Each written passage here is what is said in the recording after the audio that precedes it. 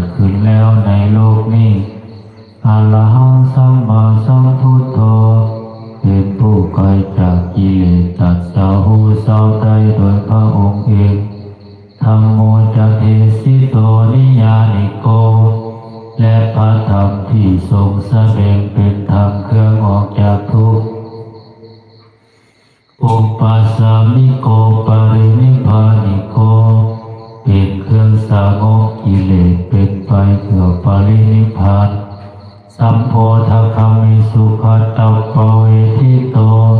เป็นไปเพื่อความหูพร้อมเป็นธรรมที่พระสุคตทรงประกาศมัจยันตังธัมมังสุตตวะเอวังสนามะ